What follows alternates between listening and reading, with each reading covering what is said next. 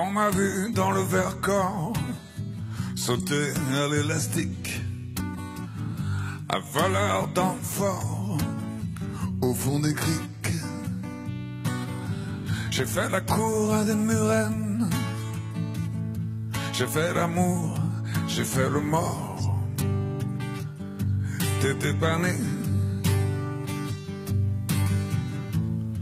à la station balnéaire, tu t'es pas fait prier. J'étais comme de crâne geyser. Pour un peu, je trempais, histoire d'eau.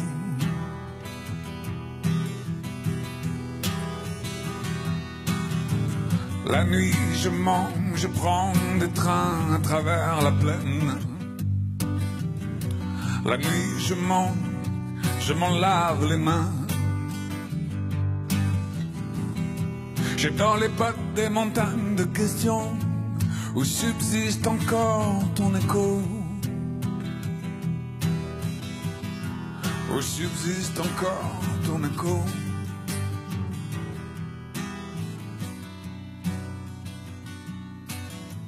J'ai fait la saison dans cette boîte crânienne. Il m'aura fallu faucher les blés, apprendre à manier la fourche pour retrouver le vrai, faire table rase du passé. La discorde qu'on a semée à la surface des regrets n'a pas pris. Le souffle coupé, la gorge irritée, je m'époumonnais sans broncher. Angora, montre-moi d'où vient la vie, où vont les vaisseaux maudits. Angora, sois la soie, sois encore à moi.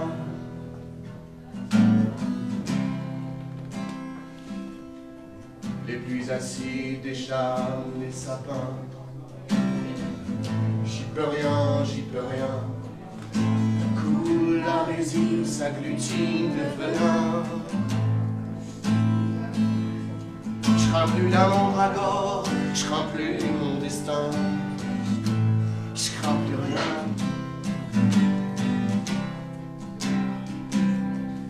Le souffle coupé, la gorge irritée, je m'époumonnais sans broncher. Angora, montre-moi d'où vient la vie, où vont les vaisseaux maudits. Angora, sois la soie, sois encore. Sauter à l'élastique, voleur d'amphore, au fond des criques. J'ai fait la cour à des murennes, j'ai fait l'amour, j'ai fait le mort. T'étais pas né à la station balnéaire, tu t'es pas fait prier. J'étais quand de crainte chez elle. Pour un peu, je trempais, histoire d'eau.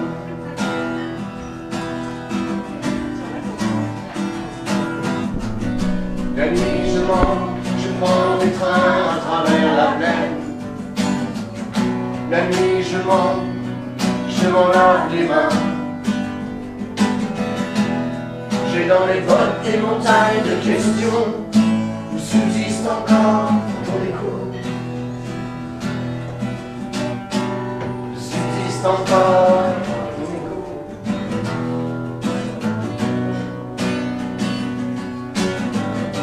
J'ai fait la saison dans cette boîte crânienne.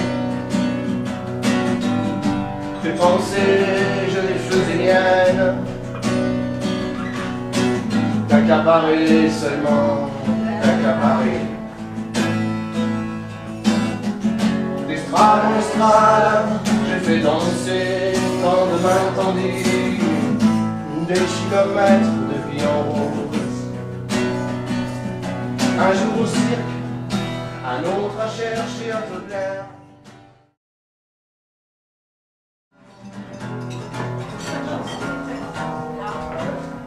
J'ai crevé l'oreiller, j'ai dû rêver trop fort. Ça prend les jours fériés, quand j'ai cette tape dehors. J'aurais pas dû ouvrir à la routine carmélite. La merci pas dû venir, tu l'avais mis un gîte. Il a dû y avoir des fuites. Oh oh oh oh, vertige de l'amour.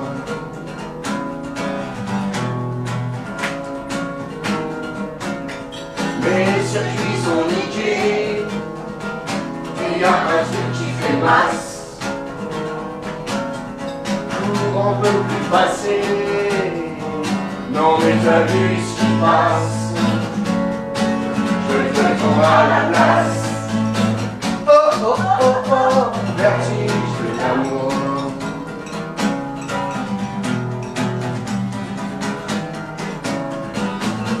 Chope d'essuie à Saigon, je m'écris des cartes postales du front. Si ça continue, je vais découper, suivant les points et les pointillés. Jean, je suis très très contente de te retrouver aujourd'hui pour une nouvelle rencontre avec les fans d'Alain, avec Lizzy, puis avec des chanteurs qui sont venus nous accompagner aujourd'hui, Benoît Absinthe et puis Clément.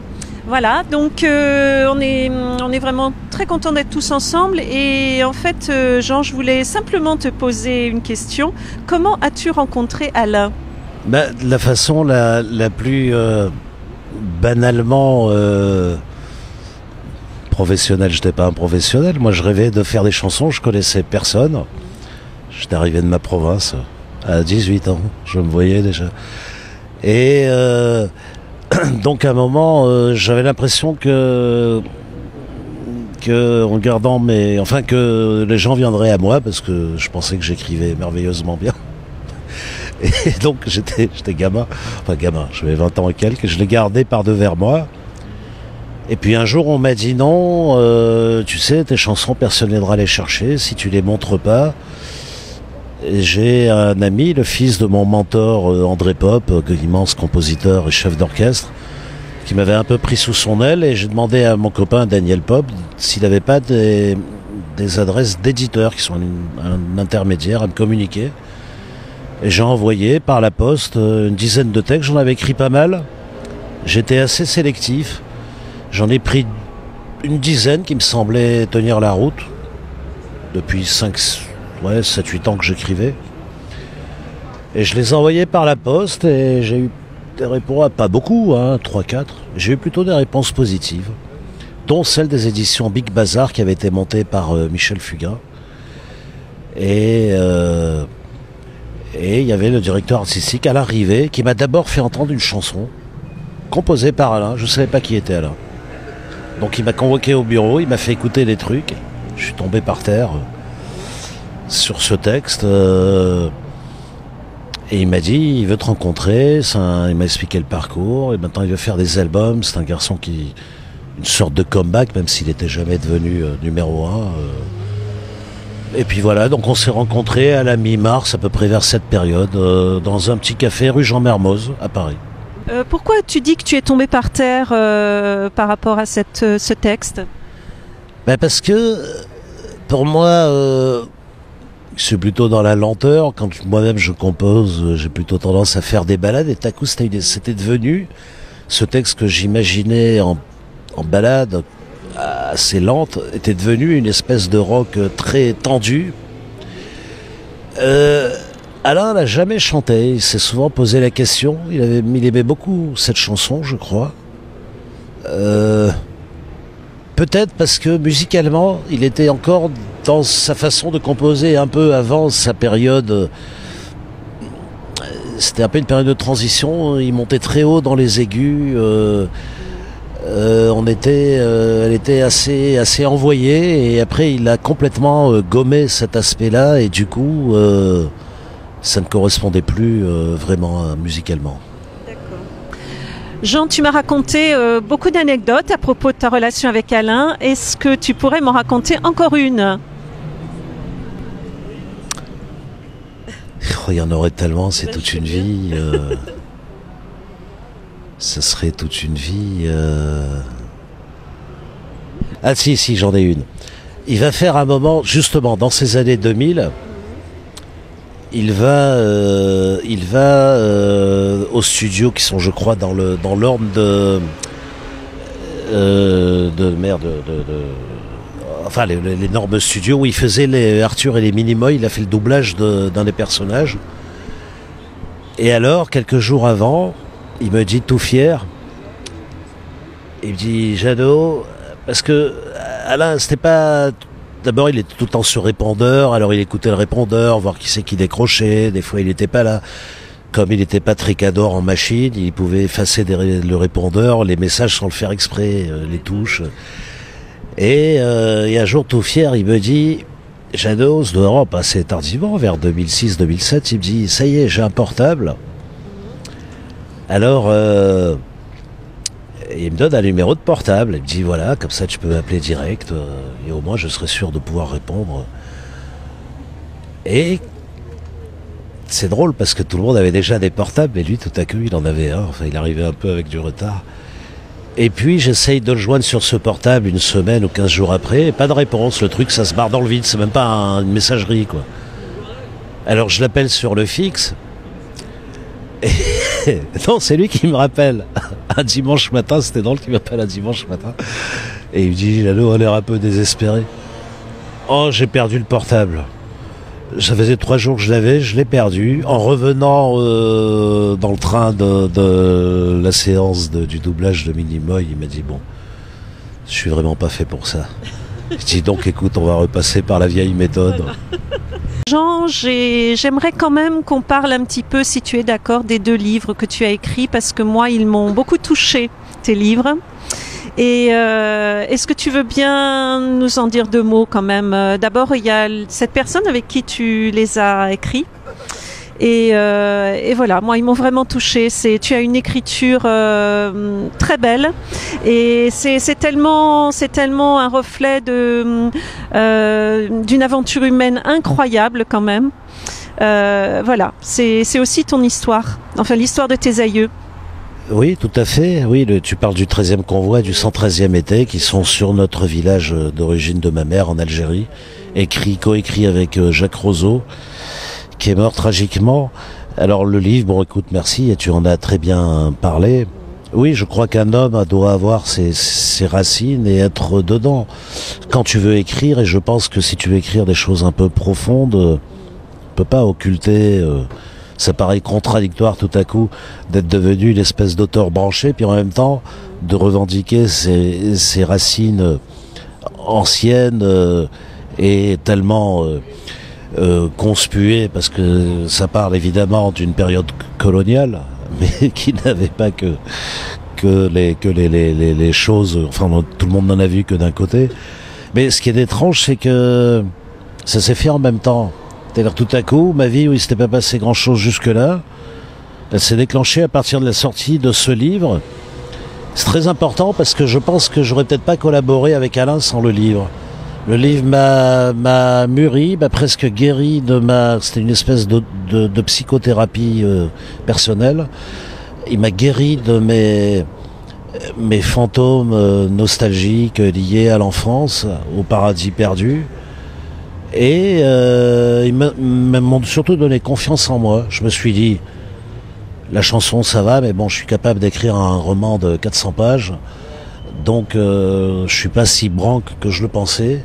Et à partir de cette confiance, mon écriture de la chanson a changé. Je l'ai fait comme un barreau d'honneur, c'est extrêmement lié. Et alors donc l'histoire se suit, donc on fait Novice à cette période, en plus c'est étalé sur 2 livres, on fait Joséphine. Et on rafle une partie des victoires. Enfin bref, c'est le triomphe. Alain, c'est le comeback, c'est le bonheur total. Et le 5 mars 93, mon ami est assassiné, Jacques Roseau est assassiné dans la rue à Montpellier. Et il y a une espèce d'étrangeté du destin. C'est-à-dire tout à coup, il y a quelque chose qui marche, mon vieux rêve. J'ai déjà 42 ans, 93. Mon rêve de faire des chansons, j'en ai toujours faites, mais des chansons qui soient reconnues et qui plaisent au public, se concrétisent grâce à Alain. Et à côté de ça, tout ce pan de vie que j'ai eu avec ces deux romans s'écroule d'une façon monstrueuse et horrible, extrêmement médiatisée à l'époque. Enfin, tout le monde en a parlé. Assassinat politique en pleine rue, c'est quelque chose d'hallucinant. Et cette conjonction était très étrange, très douloureuse. Parce que tout le monde me disait, bon bah super, t'es content, enfin alors les vieux potes, bah on t'a fait un tube, et puis c'était Osée Joséphine, c'était pas en plus, c'était faire un tube, ça va, on fait une chanson qui est reconnue par tout le monde, mais c'est lié en même temps à cette terrible douleur, et c'est la vie, c'est l'étrangeté de la vie. Est-ce que on vit des périodes très difficiles en ce moment, enfin depuis un certain temps. Qu'est-ce que tu aimerais passer toi comme message aux jeunes? Je sais que tu as un fils, je le connais, voilà. Et je sais que peut-être ce que tu as de mieux à lui donner, c'est peut-être tes livres justement. C'est ce que je pensais l'autre jour quand je les regardais. Mais est-ce que tu auras un message à passer sur ce sujet précis, des événements plutôt actuels? Oui. Bah, et puis qui sont en lien avec tout le reste. Oui, mais nous, moi j'ai été élevé en partie par des musulmans. Mon père, officier des Goum marocains, est monté, il a fait l'Italie, la Corse, le débarquement de Cavalère. Il est arrivé en Allemagne dans les premiers avec les goumiers marocains.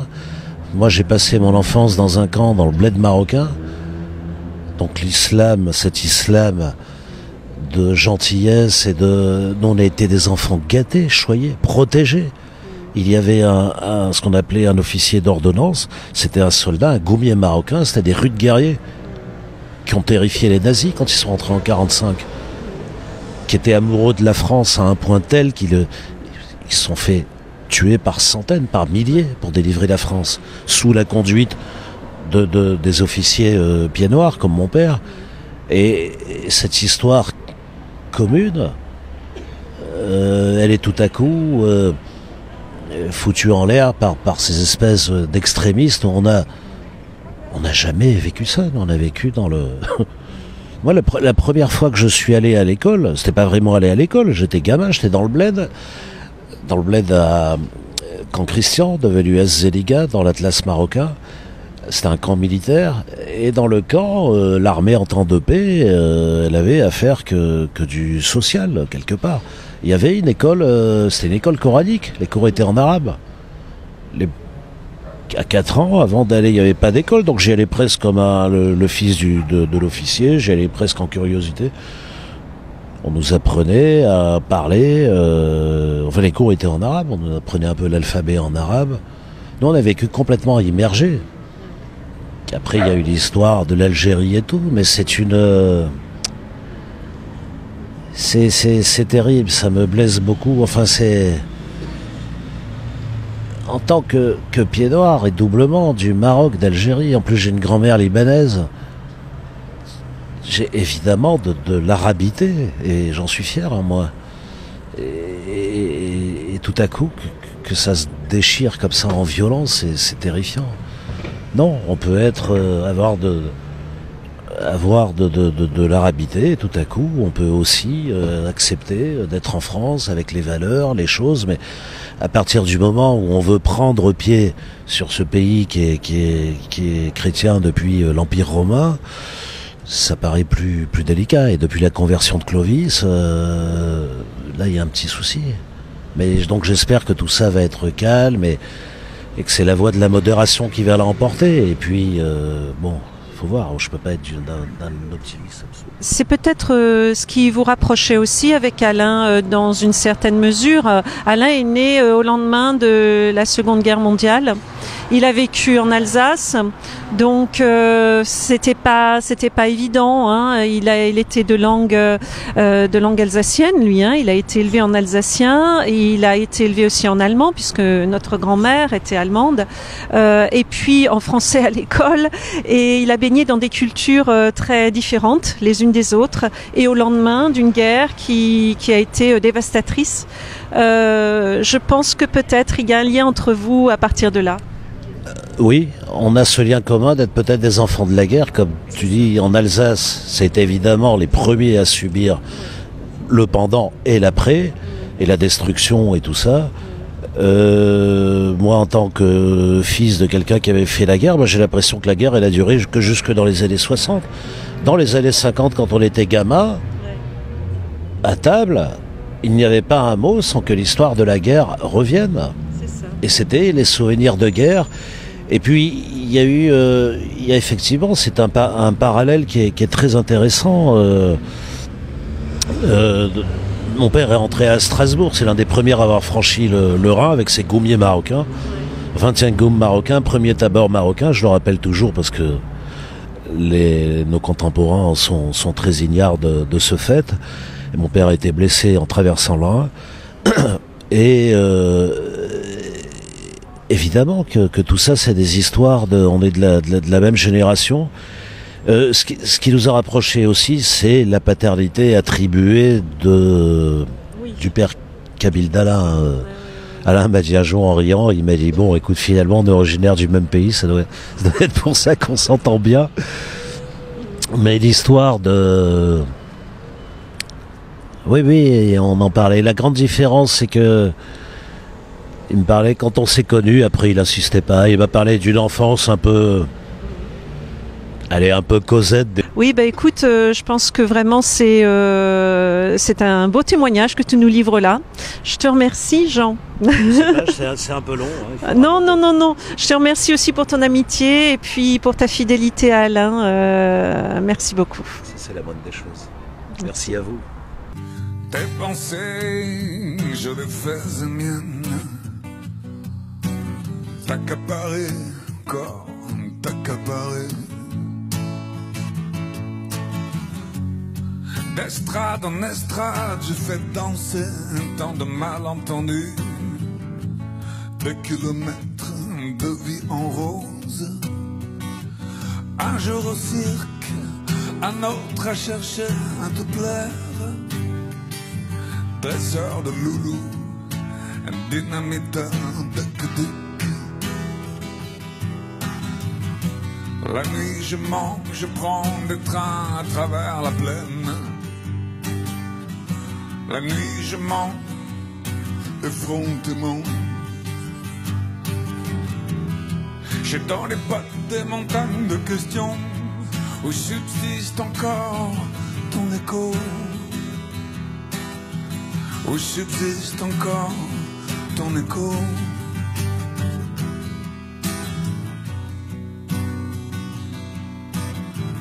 On m'a vu dans le Vercors sauter à l'élastique, un voleur d'amphores au fond des criques. J'ai fait la cour à la Murennes, j'ai fait l'amour, j'ai fait le mort, t'étais pané. La nuit je manque, je prends des trains à travers la plaine. La nuit je manque, je m'en lave les mains. J'ai dans les pattes des montagnes de questions où subsiste encore ton écho. Où subsiste encore ton écho. La la la la la la la la la la la la la.